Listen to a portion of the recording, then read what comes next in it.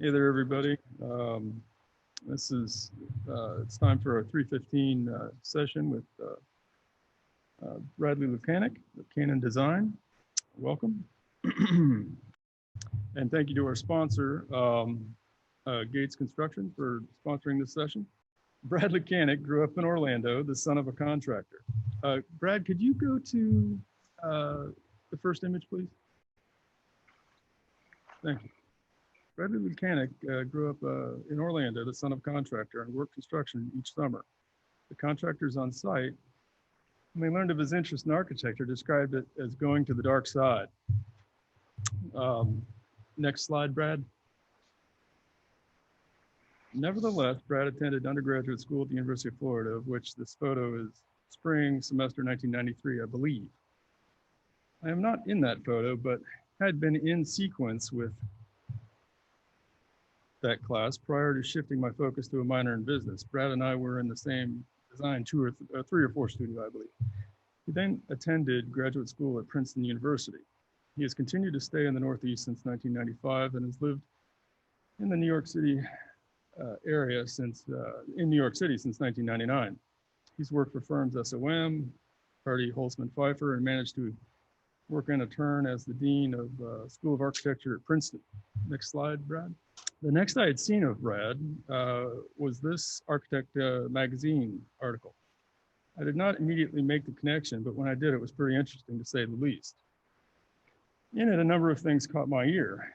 Canon Design puts a designer in the CEO position, design-led construction, integrated interdisciplinary thinking, growing from 200 to about 1,000 people, made a shift from to having a designer at the helm, talking about reinforcement of the power of design in our industry, leveraging design. The profession is at its strongest point when we're delivering design solutions and so on. He came to Canon Design in 2009 and became CEO in 2016. 4 years in, he has returned to his roots in construction, where the 1,000-person global firm not only architects, but contractors and software developers for the built environment. Most recently, the firm expanded into the next evolution by opening a 100,000 square foot modular design plant in Texas. His focus all along has been on design and education and civic work in his career. 2020 Sarasota Design Conference attendees, it is my pleasure to present Brad Lukanic. Thanks, James. So it's good to be here. I actually wish I was in the conference room with all of you, but with the quarantine procedures for New York and Florida, it is just not possible. But it was good to see a couple of names of colleagues from the University of Florida, even on the list. Michael, it's good to see your work. Anthony, it was good to get the note from you. So I'm delighted to be here. I thought for about the next hour or so, I would try and take us on a journey. And what I want to focus on is really about a vision for leading with optimism in this time of disruption. And the time of disruption for me goes well beyond the disruption of the pandemic, the disruption of perhaps the election, the disruption of the 2020 sequence that just keeps on going, to the disruption and the opportunity available for us as architects and designers in this profession to make fundamental change to the planet that we live in and positively impact people that we build for. So I think what I really wanted to do is just take on journeys. Some of the slides will actually be about the work that we do, but more of the slides are, I think, things that I would ask all of us to think about in the profession as we go forward and take charge. And some of the things that we're trying to look for and haven't figured quite out in the next chapter, but we're testing as the role of architecture and design in the future. So I know you all are getting the health, safety, and learning AIA credits with all of this. I thought I would at least try and summarize what I hope you might get out of this. It's really about a journey into design and the potential future. I'm hoping at the end of this, you can summarize how perhaps the architect's design influence can impact our communities through the application of new diverse trajectories that are shaping our profession. I hope that you could get some knowledge about the architecture industry from another lens, and we'll talk about that at fairly good length. Goal of sustaining beyond the traditional AE engagements that most all of us do, whether we're architects designing for private clients and residential clients to healthcare or education, or even architects that are in the government side. And Brad, I heard you and your background earlier. So the third thing that I hope we can do is recognize the potential investment, no matter what scale, for investing in our future to respond to what's changing around us. I think it is important more than ever to elevate beyond architect as a commodity business to always never losing sense of architect as the ability to impact the built environment. And then the last thing is to really try and share a set of skill sets that we're looking for in future hires to promote the health and safety and welfare that inhabit our buildings. So for myself at Cannon Design and the 1,000 of us, we care very much about the design and the design impact. And this is a project that we recently completed up in Brantford, Ontario, that is both a community center and a learning facility. How it in this urban town where much of the downtown has been abandoned and moved out, trying to put a building, a wellness and community building, back into the center of a downtown urban environment, and how the building meets and talks to the other historic buildings that you see in the reflection. Thinking about those impacts in our communities is important. And whether it's a small scale of a conference room that we've done for the Pritzker Foundation at that scale, or to our largest project to date, which I'll talk a little bit more about, is about a $2 billion healthcare facility, new hospital in downtown Montreal, and how to take some of the heritage and history of the site and actually mesh it in with a brand new modern facility where there's cyber knives and all of this new technology to provide care to Montreal residents. Our work also extends into something that we have called Open Hand Studio, which is our ability to give back to communities. So whether it's our pediatric care delivery to patients in Africa, to works that we've done for Cook County in Illinois on county clerks, we give a fair amount of our time back to making and doing good through our Open Hand Studio. And we're very much committed to the future and the environment. In January, a sustainability leader joined us named Eric Corey Freed, and with his help, we really have doubled down on our commitment. This is our first timber structure that we're doing for the Resnick Sustainability Institute out in California. For us, we all try and think about how we talk about our work, and how, with a firm of 1,000, do all individuals be able to talk about what we do. So about a year ago, we went on a branding story of ourselves, where we actually hired an outside consultant to go on a journey with us to document the work that we've done, the way we've talked about it, and to think about the future and the potential of all of this. What came out of this is a term called living centered design, and the differentiation, and I'm sure you've heard many a times, human-centric design. For us, human was about the individual, and for the living, it's about how people interact and exchange and connect with each other on bigger issues. And what results in all of this is that we have started to spend much more time even on social media and seeing how our buildings are portrayed by those that use them. It was a touching and sobering moment where a young girl in a pink cap was going into one of our buildings at Cancer Institute trying to cure cancer. And you start to see the stories of the people inside the architecture, and it moves beyond just the details. So as much as we are passionate about how a corner meets a door jamb and how a lighting fixture illuminates a wall, we're also very much interested in about the impact of how people use our buildings. And we've actually started this journey of photographing much of our work. And the bottom middle image that you see is a student at York University in the food pantry, a room that an architect would not normally take or shoot, but to think about food scarcity on campus and hunger as a campus issue on academia. And we've started documenting and thinking about differently about how we've designed as a result. In all of this, we have tried to create ideas and the environment that help people continually flourish, whether it's healthcare, whether it's education, whether it's a hospitality project. What are the environments that allow people to connect in a positive way, to flourish, and to be better than they were had they not entered that building. That is the challenge that we set to any Canon designer that comes into the facility. And what we have found is, with all of the rapid change and the disruption out there, is our problem solving approach is evolving and changing each time we pick up the pen to paper or move the mouse to draw a detail. Inherently, we believe that design has to do more. It has to be more than just the statement that the architecture leaves. And while Jonathan talked about the visionary approaches by architecture last evening, you saw the humanistic details of the other Jonathan just in the talk earlier than this. I think we try and think about creating bold visions, but that can touch the individual person that engages with them. And thinking about the different lenses of which to look through things. So we have doctors, we have nurses, we have PhD ethnographers on staff trying to document and understand how our buildings behave, perform, and interact in the constant quest to do better, to do more, and to think about how people and the business and the community and the environments all come together. Now, you may say that that is great for a firm of 1,000, but I believe that also for some of you that are sole practitioners or firms of 20 or 30, this is scalable in some ways. The humanistic encounter that our buildings have and how we interact with them is important. And it's because we have a calling as designers to make this bigger impact.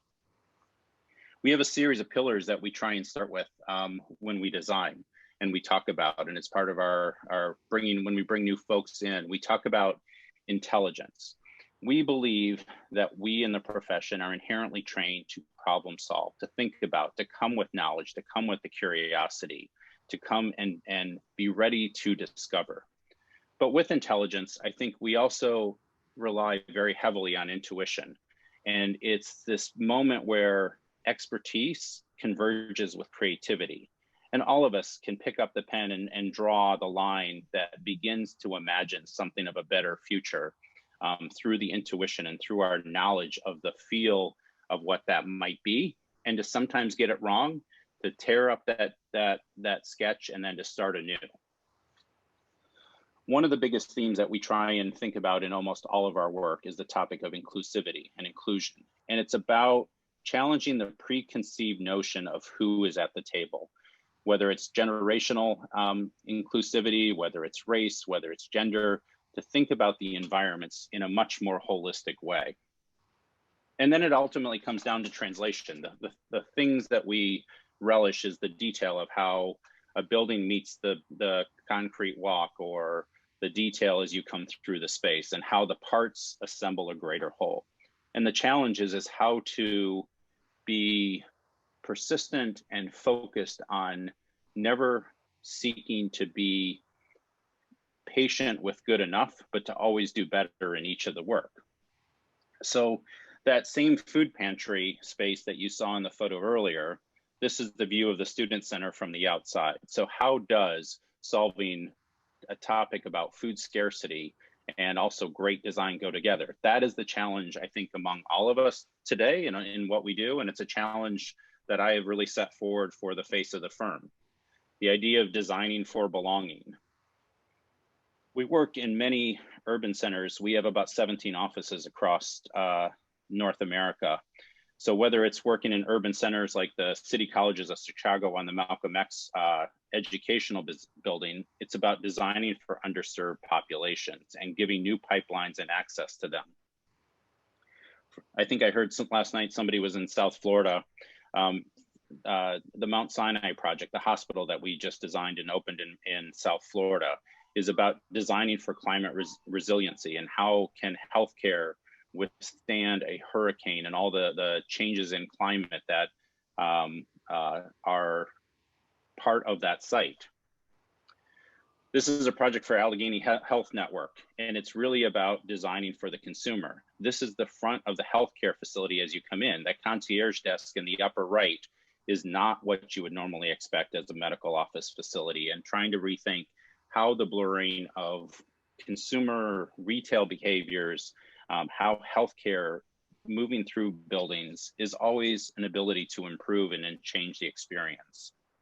And then lastly, the projects about recreation and well-being and designing for generations, and how community centers are thriving across the country, usually in the pre-COVID environment, that brings together many generations of people together in a sense of community. I think at the end of this is the power of design is so important in the dialogue and the DNA of what we do in our profession. And that's what actually inspires myself. And it's why I took the helm of this firm back in 2016. I didn't want to run the business. I wanted to create a global design firm with even greater impact. And I was honored to be asked. I also think that where we see disruption, and disruption is often used as a negative, is often and can very much be viewed as a positive. Hopefully you all recognize Greta Thunberg here in the right of the image. I marched with my 15-year-old son, who asked me to walk down the streets of Broadway to Battery Park to talk about climate change. So when you have a 15-year-old son that wants to go and talk about the world and the planet that he's going to inherit, you know that there is disruptor as a student and as a climate activist as one frame. We often talk about artificial intelligence and how that's going to actually disrupt professional services, whether it's lawyers, whether it's architects, whether it's engineers. I think the question is how can you, the disruptor, be an aggregator and disseminating patterns of knowledge in what we do? And then there's disruptors as consumer behavior change agents. If you haven't seen it, Google 60 Minutes and Jeff Bezos from a short 60 Minutes piece back in, I think, 1998. This was his desk at the time. And one of the questions that 60 Minutes asked was, so you really think you can take on Sears, Roebuck, and Barnes & Noble? Well, we all know the story of Amazon as a disruptor and behavior as a change agent, where it is today. Then there's obviously now, which has become commonplace, is landing rockets back on barges, new ways of modal transportation, whether it's electric cars or landing rockets. The disruption through the power of design to solve some of the greatest global challenges, whether it's at the scale of a small residential project or at the grand scale of the hospital in Montreal, is all about looking for that moment in time to turn the glass over and see in a new way. So canon design, for those of you that are not that familiar, because we actually don't, even though we do a tremendous amount of work in Florida, mainly at the educational institutions and in healthcare institutions, we actually started in 1950 in Niagara Falls. And a father and his two sons, an architect and engineer, started this idea of an integrated design practice. And that has been true to us to this day, about how do we think about integration in new ways, and has been our foundation.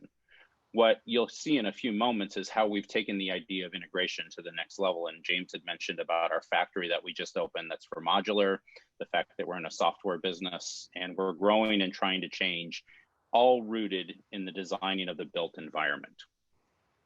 So I'm going to walk through a couple of things that are kind of on the boards and things that are in process. You saw some of the completed work, but this first one is the Global Neurological Institute outside of Philadelphia. This is one of the earliest renderings, but it's where state-of-the-art research is trying to meet and where scientists come into this building to solve some really big global challenges. But it's set within this landscape. And so the presence of architecture to impact even scientific research for us is incredibly important. And so that the building must represent the spirit and the aspirations of those that use it. I talked about inclusivity early on. Through projects like the Museum of Tolerance that we are doing now in Jerusalem, in partnership with one of our studios, is called the Yazdani Studio out in Los Angeles. Mehrdad Yazdani, who's one of my partners, is really trying to take it to the next level where the power of youth learn about tolerance, and not only the injustice that happens, but making change. What is delightful for us is when that exhibit in Jerusalem can then be conveyed and brought over in a new way, and architects are teaching tolerance on buses and educational institutions. So this is our project now actually in Chicago, which is not a fixed hall, but really about a wheels on a bus, bringing the idea of community and tolerance within the confines of that bus. We also are very curious about those things that you think you know a lot about. So most recently, we have gotten into the study of designing the next data center. There is so much data and data centers being built around the country. One of our clients has asked us to think about power, distribution, racks, interchangeability. And so how do you do it in a modular, quick way? So it's not that we just like the civic project that teaches intolerance, but we actually like to problem solve even at the scale of the mundane, the data center of the future. And what does that mean? And how could we use modular to help pivot and change the design industry, because there's so much inefficiency in the way we construct buildings now.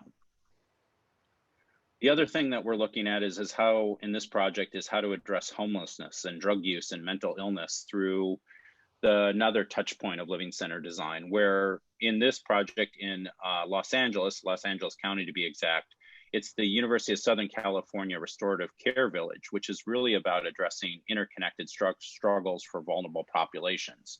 So while there is one main building that all gather, these are a series of residential pods actually built out of modular. In this project, we are not only designing it, we're actually the general contractor and the builder, and we're actually the modular provider. We are thinking about not only solving the homeless issue in LA, but actually how to deliver this in a faster amount of time.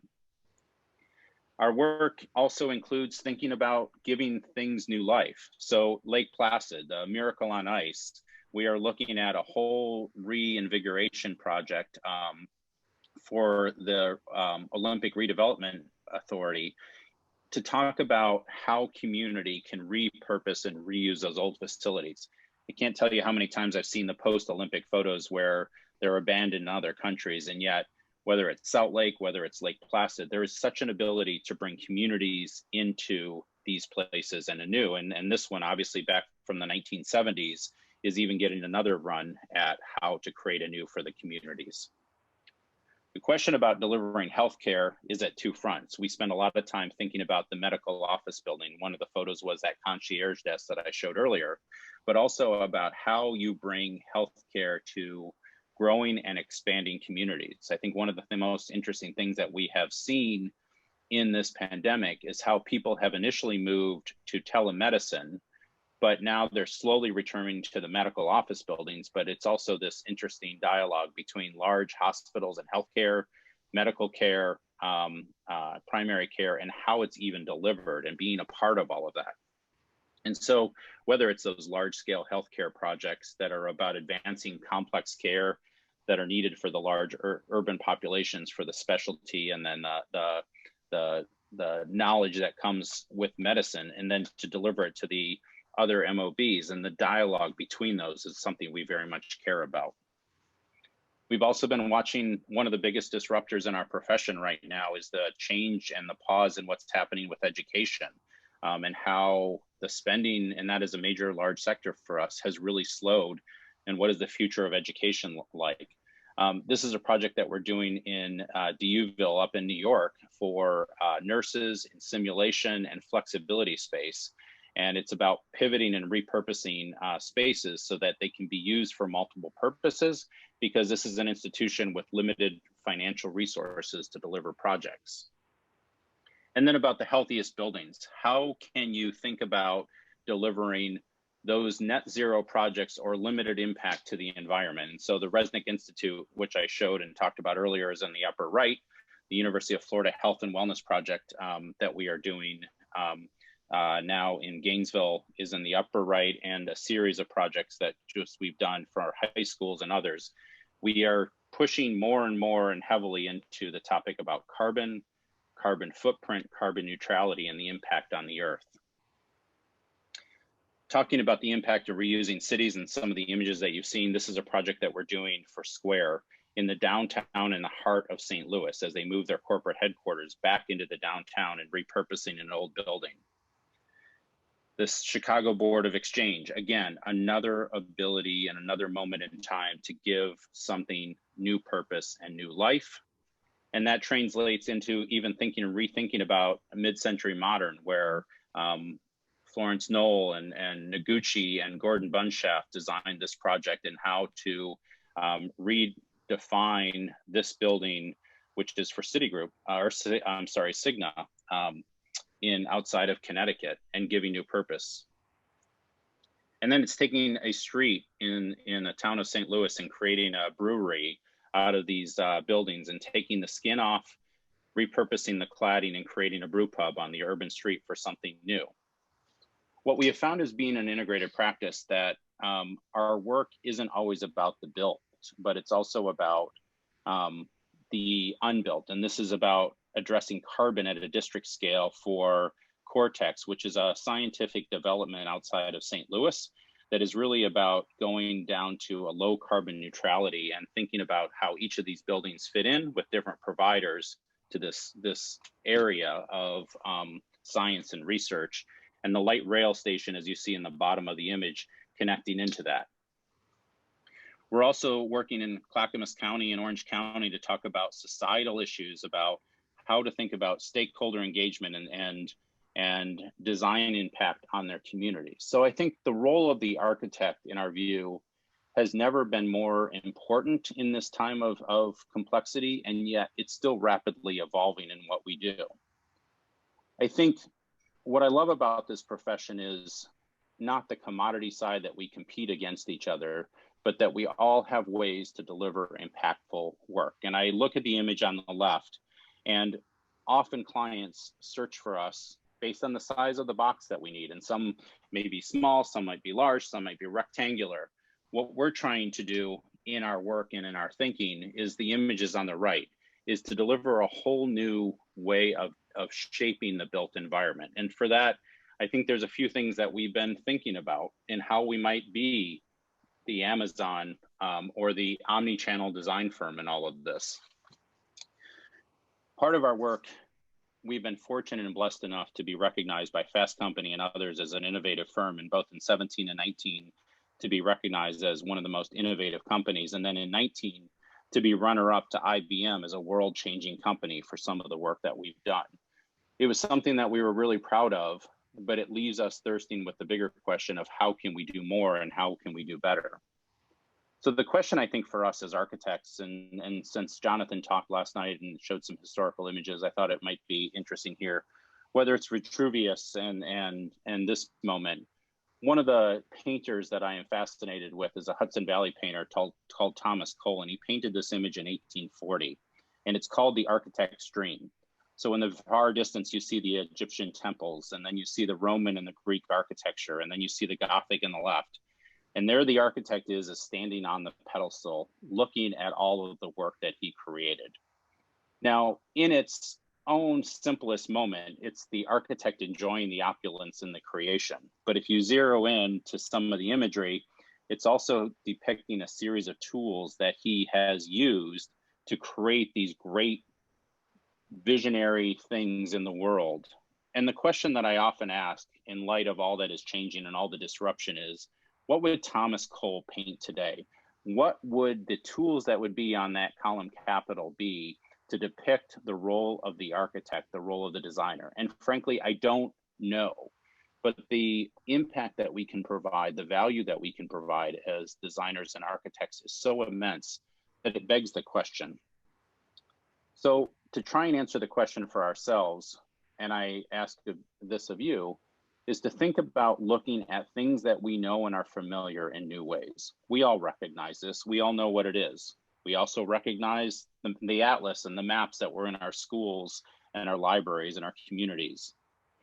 We, as designers and creators, look and digest and sort information in all host of different ways in these maps that we have. But there are moments in time where you see a map and it looks odd, it looks different. And this is my son's ninth grade class, where there was a course on the history of Americas, and the map was intentionally inverted, where the teacher said, we are not going to look at the Americas from how it was settled from European settlers, but from those that were indigenous to this land and how they created the culture and the community of the history of Americas. And by turning the map upside down, it said was a way to look at this all in anew, that history doesn't document as much as other modern history books has done.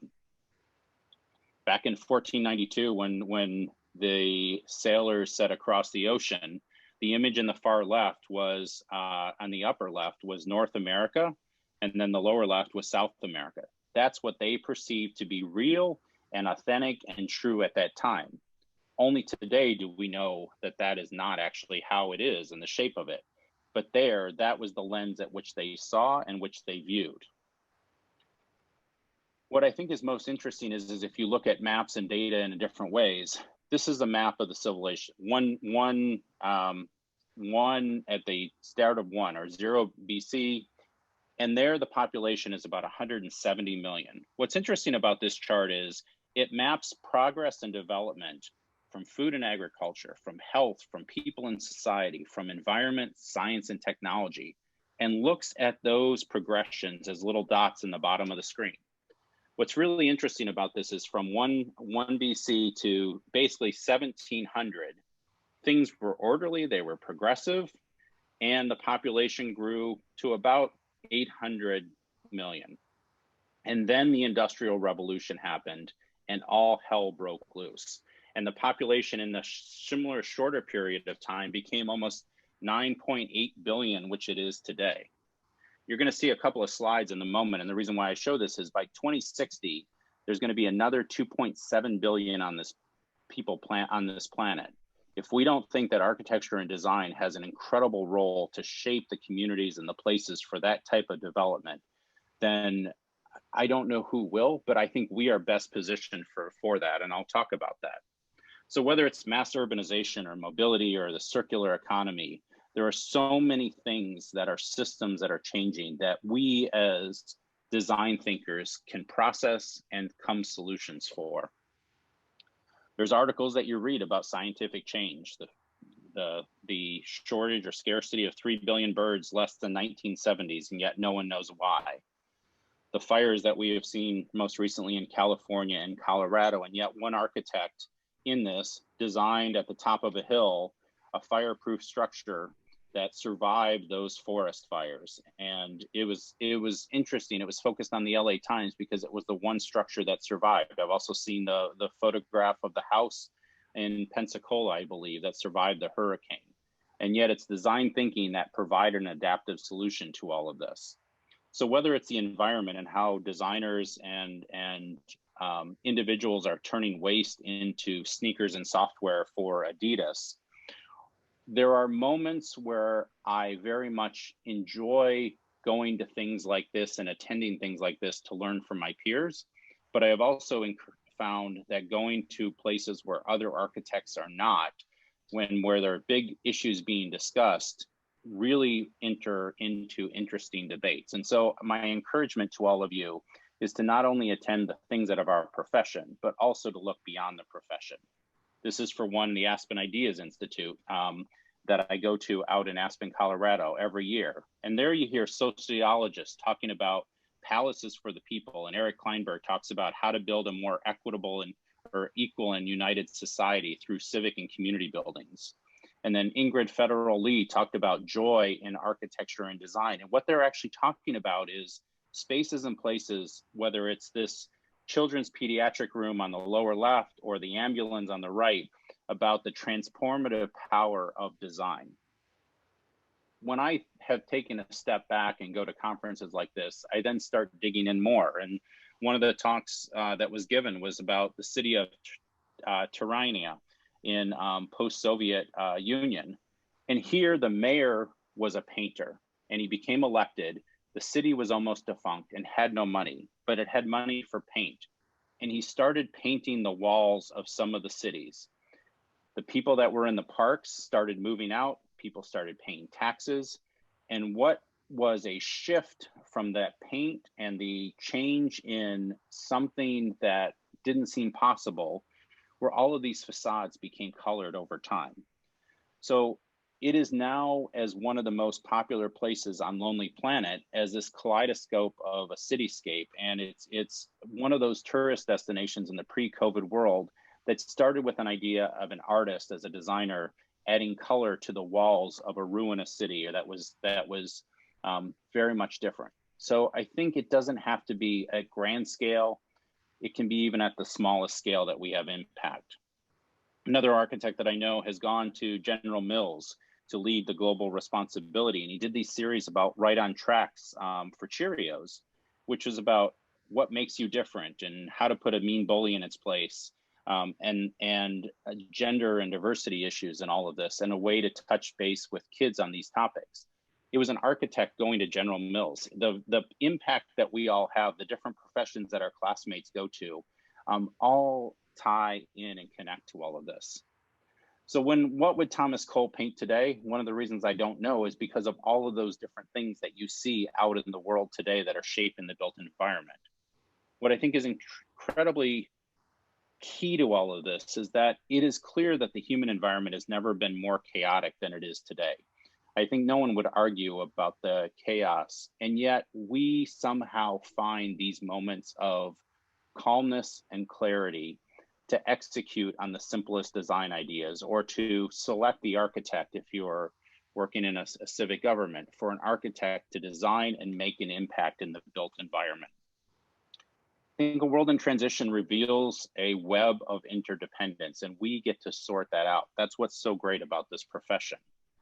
But it does ask the question, what does it mean for our clients to be a comprehensive design firm in the 21st century? What do they look for, and what do they value? And that's the question that we're constantly asking at Canon Design. I mentioned earlier that there's another 2.7 billion people coming onto the planet by 2060. That is no small task, and it was highlighted by the UN, the World Bank, and the Architecture 2030 as it thinks about the world and the planet. 2.7 of those people are really going to be moving into urban populations. And I think this will be interesting to see it updated now in the post-COVID world, if that changes, because of all the news that you see about the changes in cities and moving out to the suburbs again.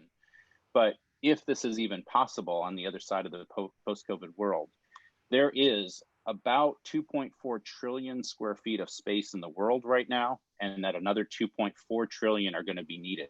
We all have relevancy for a very long time, as long as we can elevate the conversation as architects and designers above the commodity work that we are often asked to do. I heard last night about if we didn't have to work for clients. I think we often feel that at certain times, and yet clients are going to be creating this, and there's tremendous opportunities on the other side of this. So I think about the lenses at which we look, the planet, the Earth that I showed in the map, in the inverted map earlier on. I think there's really three things that we can look on beyond the future of the design profession. One is, how will changes in our world shape our profession? And I think that's a question we ask every day, and I think that's probably a question some of you ask many times. We ask it in that we ask about what tools that are developing that may change how we work. What is the next AutoCAD or Revit or interfaced technology that we will use? What is the next Miro that we're now collaborating with clients? And how can we as designers provide relevancy in this new side? What I'm most impressed is with how, through the design thinking and through the profession, that we thrive on this complexity and believe that design can make sense of this chaos.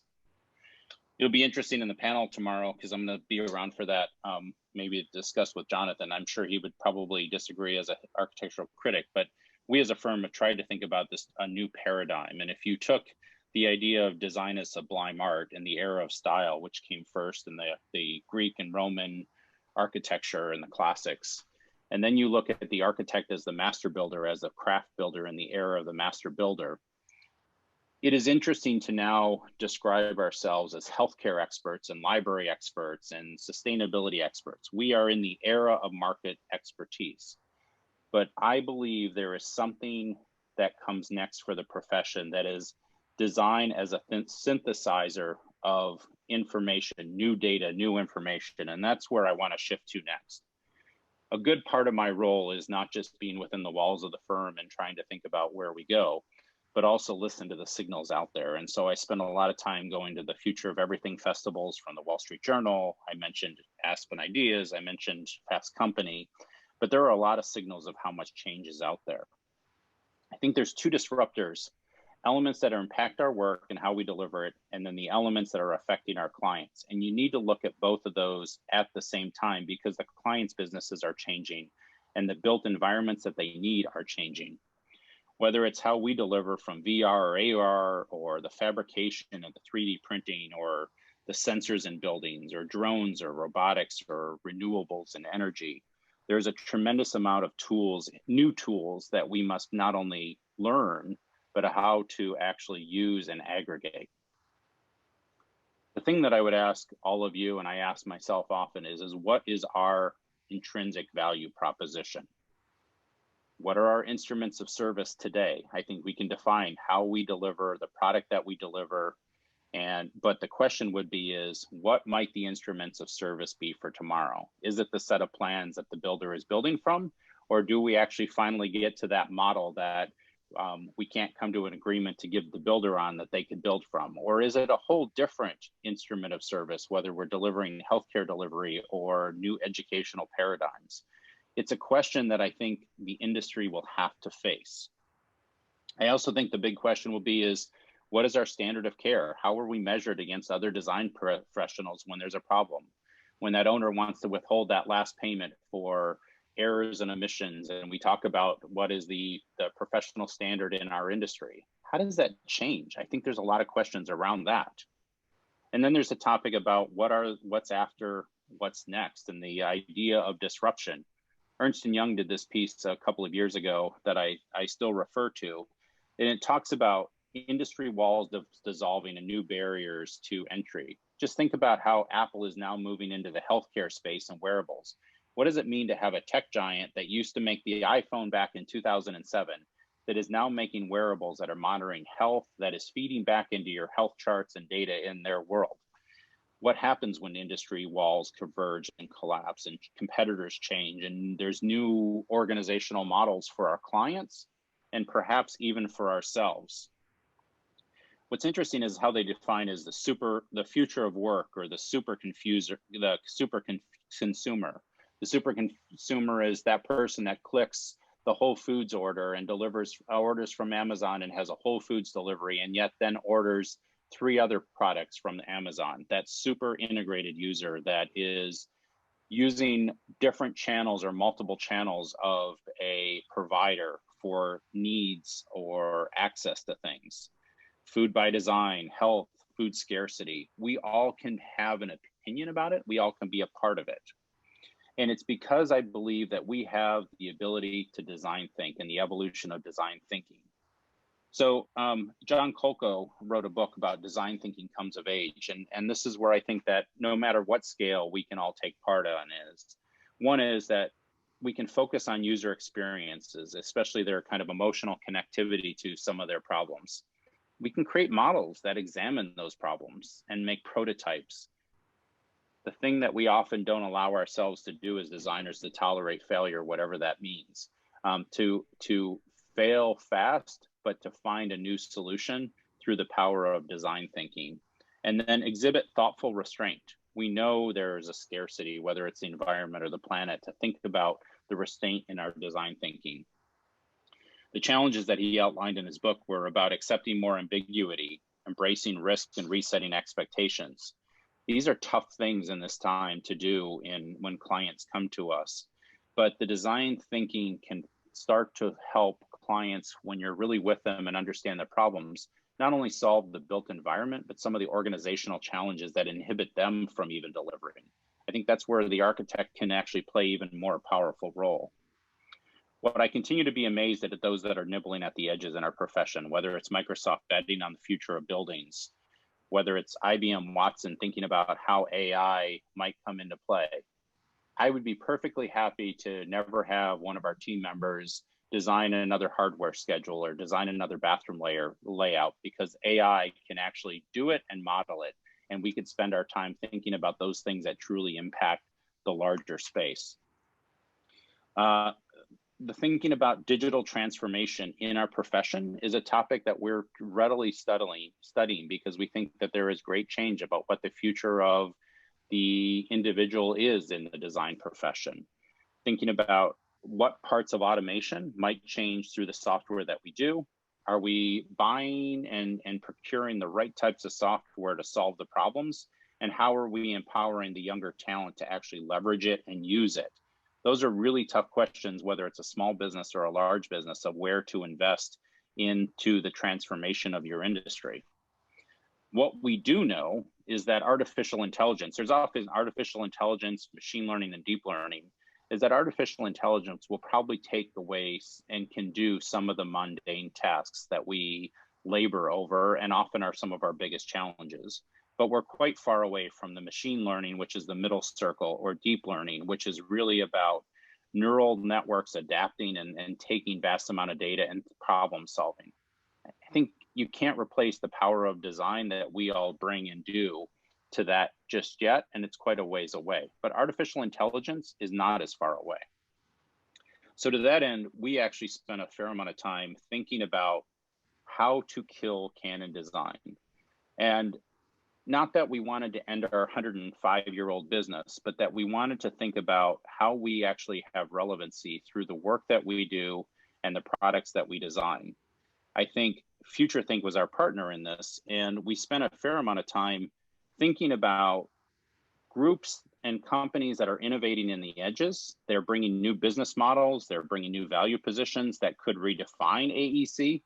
You know something about them, but you don't quite know what they might do, but you wouldn't be surprised. It could be the Apple to healthcare as an example. The shifting solutionists, those that are using value and outcomes focus, not commodity focus, that are leveraging delivery of these things. This might be rethinking about the supply chain. This could be Katera. And those are your familiar foes, those that you go into the interview with, you see them walking out of the room right before you, and you know you've met them and that they're formidable competition because they provide a value that you're familiar with. And so for us, we actually looked all of those. And whether it was Gensler or Foster, and those are not the names that are matter to us, it's the progression of those that are entering into the built environment that asks us questions about how we could be better.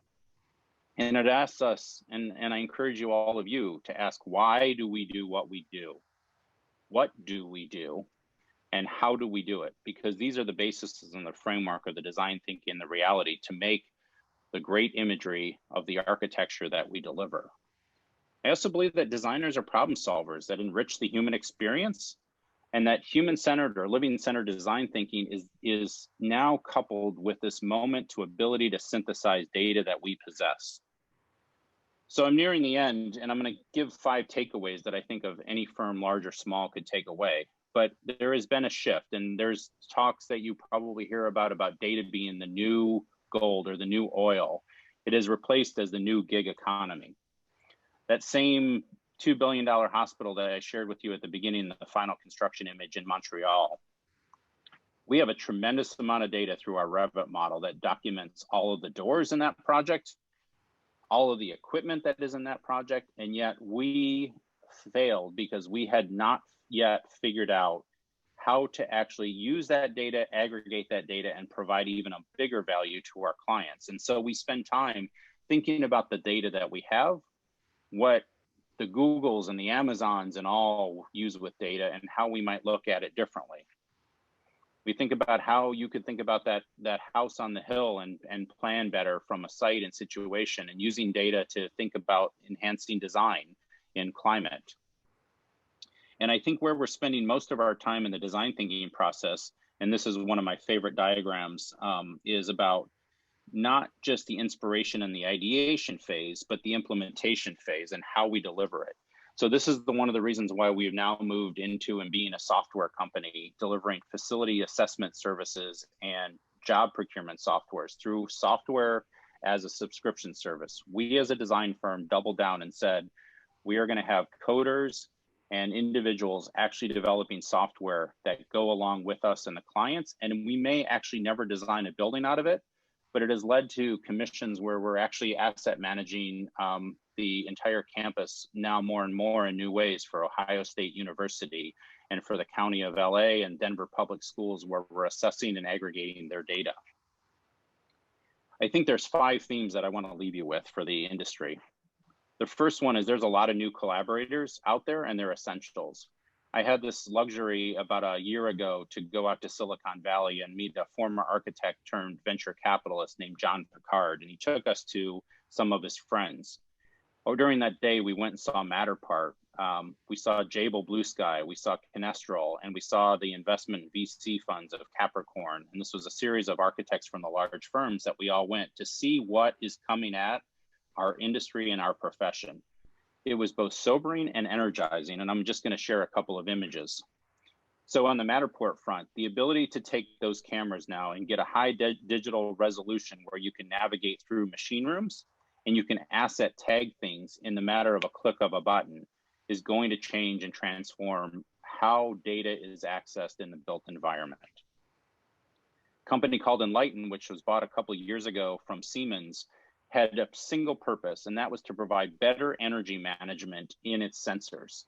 What if we as architects could think about energy management and actually design buildings that perform better, and we could move away from a fee for service, but actually how our buildings perform? What's limiting us is not only the design thinking right now, but actually monitoring and measuring and the clients maintaining it.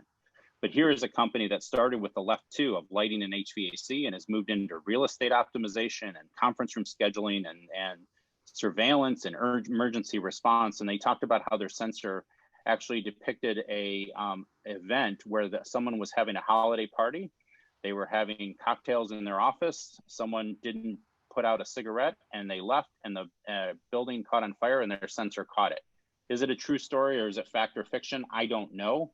But the ability for sensors to actually monitor and perform things and actually measure things that they can't do today, that started off as a simple idea on the left and have moved to the right, is some of the things that are coming into our industry we have to be aware of. Electrochromatic glass has been around for a while, but Kenestrel has a significant amount of venture capital funding. And it literally, we were in the room one day and they said, Alexa, darken my room, checkerboard, check configuration. And the glass slowly started over this period of about 2 minutes, started to change from the image on the left, in which you see a little bit of faintness to it, to the image on the right. They could have done whole different configurations just through voice navigation and talking to the technology of the glass in that wall. One of the things I put in here is a firm called Jabil. It's a firm you probably haven't heard of, but it got its roots in St. Petersburg, where its headquarters are, in the 1960s. And it designs almost all of the different products, from the Roomba to much of the product shells, casing, and componentry for many of the technology pieces that we use. Jabil came from Jack and Bill, that they started out of this garage in Florida. And they've now moved into innovation, where they talk about Radius, which is their innovation and development arm. And they're actually doing analytics and design into healthcare spaces, because they were designing the new thermometer that nurses use and that grip in the hand. And they wanted to see how it related into the built environment. So when you have a product design company that is publicly traded, that is now moving into the architecture sphere, this is one of those group ones that are innovating around the edges. Second thing that I want to continue and talk about is basically constructing buildings are changing, and the way things go together are changing. And I think we all know that, but it can affect how our design process and our design thinking. In St. Louis, one of the buildings that we actually moved into downtown when we moved our offices was called the St. Louis Powerhouse. Through our partnership with NVIDIA, we actually started to look at multi-user interface into the model, where we took this building, which is our powerhouse, and we could quickly have multiple users in and pull it apart. This has advanced a lot, even since we've done this 3 years ago, but the idea of multiple users in virtual environments is changing the way we think and design and work. I showed earlier the Resnick Sustainability Institute out in California. Through the tools that we have in front of us as architects and designers, we're now able to shape the fins. And I really very much enjoyed Jonathan's assessment of how they were doing the daylight studies for the Austin Public Library. I know the building well, and it's a phenomenal building. Now we have a lot more tools at our toolkit to do some of the things that he was even describing on the screen to measure. And then from the upper right of no fins to the bottom right, you can start to see how energy and performance can be not by making models, but doing the energy modeling that goes with it. Just by doing the 1-inch fin, the 1.5-inch fin at 90 degrees, the 3-inch fins, we could actually in real time measure and manage our performance of the Sustainability Institute, even in the earliest phases of design. And that's what shaped the building. So we're using technology to shape the design thinking.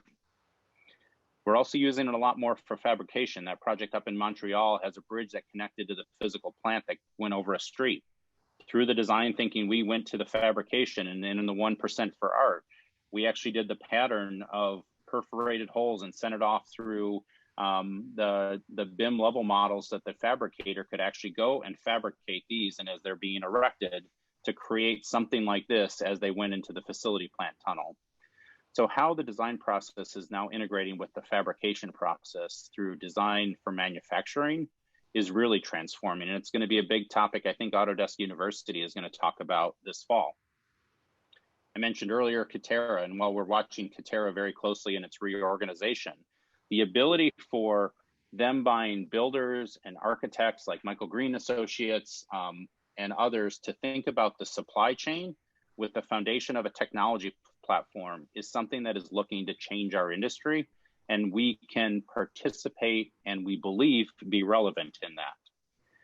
One of the challenges that we're working on right now is how to deliver medical office buildings in a year less time for a fraction of the cost, and to take it from a 2.5-year development for a major health provider to about an 18-month, which means using a kit of parts, using a series of items that can be used through trade partners and manufacturers. In this case, we had digital building components on our sub vendor list that was part of under our blanket, to Connect Techs with an individual that was there at one time called Bob Simmons, to technology partitions, to actually Autodesk, were all our partners in how to deliver a medical office building in a shorter amount of time. The third theme is about using data to expand the definition of design. I talked a little bit earlier about the doors and the door hardware, but how do we leverage this? We all know that design can come up with different computational assessments, different models, different floor plans and layouts in a quick amount of time. And we can actually start to think about new synergies in rapidly short amount of time. But we can also use the data to think about skin and panelization. We can think about how facades become much more dynamic. I showed the Global Neurological Institute initially above in one of the earlier images. That commission came from our work that we did out in this for the CJ Corporation in Seoul, Korea, which is a R&D company that's there. And this was about a new world headquarters where the fins would move and respond to the changing solar points throughout the day. It was unfortunately value engineered out, but using the design that we had, we were at least able to adapt what we had and create the perforations to reduce on energy and consumption of that building. So the idea of measuring things, and I talked about this earlier, is the software company and the software side that we've done through facility assessments and now contract procurement has really started to show that clients desire and want more for individuals to help them sort through the data and manage. And that's all we're doing is creating a database and software that we assess. We can think about life cycles of items, and we can actually propose for them when they need to put this on their capital plans and make decisions. That's what they really need, is decision making. So we as a design professional got into the software business so that they could actually help with design thinking. That turned into job order contracting, which is another one of our softwares that we've gotten into that actually helps procure work. We're using energy modeling software that you saw earlier to design and shape buildings. We think this is all important because there's an article that I would encourage you to read, and it's about a year and a half old now, that was in Wired magazine, called The Digital Twin or the Mirror World. And it talks about the mirror world doesn't exist, but there are twins of the reality world or the actual world being created at a scale which will start to grow exponential.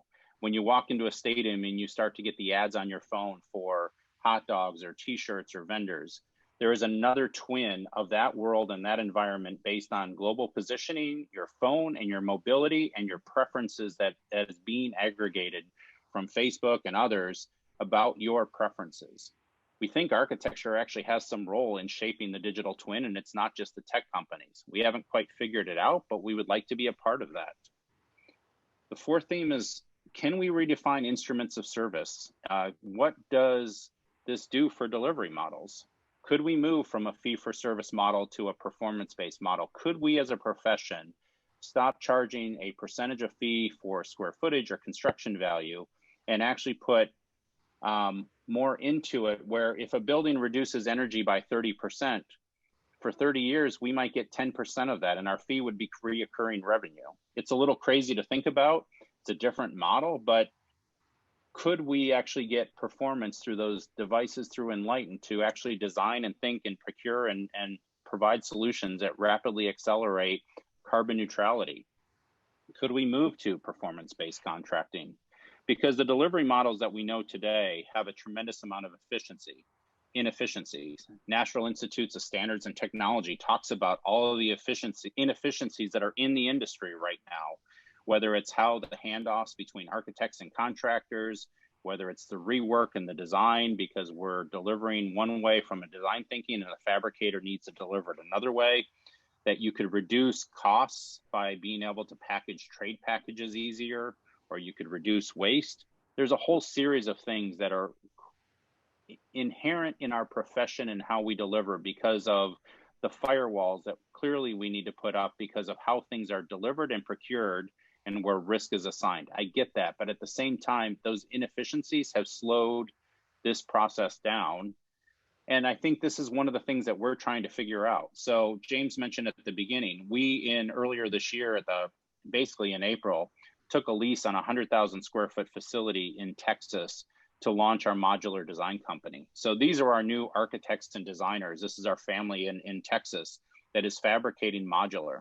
And it's not just for our project, it's actually for other architects. Our first project is actually a hotel in Waco, Texas for another architecture firm. But what we're using is design thinking that we bring to help come up with a modular solution for that developer. And welding and thinking about how we procure. If we could draw less and then send to our factory and actually go and build less, you could actually take out some of the inherent risks that we all fight with and some of the challenges that we try and do to document to a certain point. This is our big gamble for probably this decade is, can an architecture firm, a design firm, be a modular company? This is one of those questions that we don't know the answer, but our 300 owners are said, let's make a plan on this and let's see what happens. And it's because we are designing not modular products that you buy out of a catalog, but modular projects. And by that, I mean, this is a healthcare facility that we're designing in Ohio right now. And we're looking at the 11'9" grid, which is what fits on the back of a truck. And whether it's the 45-foot long, which is the longest length you can do on a truck, to 30-foot to smaller spaces, how you could actually do a modular system. Doesn't mean it compromises design, but how you could use design thinking to deliver a project off-site using these different layouts to create a healthcare facility of the future. We have this grid where it's about a 33-foot grid that we normally use in healthcare. How does that, which fits on a truck, could be built off-site to reduce schedules, to reduce some of the shortage of workers that some of the cities have to build the cities of the future? How could we actually do that? And how could we still have great design? That is the question that we're in the midst of. We don't have any answers yet, but it's something that we're thinking of. And how do we have the purity of beauty and function and all that goes with what we do in the profession? So I leave you this. Explore and seek out the what if, the potential, but also realize there's a ripple effect to this. And the ripple effect is those that are coming tomorrow to work for us in our firms, that are coming to work for the clients, the generation that is thinking about how 5G technology might change our work streams, how AI might change our design process, how mobility and delivery and supply chain has totally been turned on its end through COVID, how supply chain and all of that could be part of our design thinking process. And then how personal health and safety by protecting people and building in safer environments and then shipping them to sites could be part of this. And I think, one of the greatest things that I get to do is I get to participate. And this was with the Young Architects Forum in Washington, D.C. at an incubator about a year ago, is thinking about the future of design. So I leave you this, and there's a series of slides that not only about our work, but the challenge that is in front of us and the opportunities in front of us. And I truly believe, and why I'm speaking here is, I believe this is greater than any one of us. We often compete against each other, and that's okay. But at the end of the day, our profession has so much to offer, and the ability to create the next amount of space by 2060 is so great that we can benefit off of each other and provide a huge value to the firm of the future.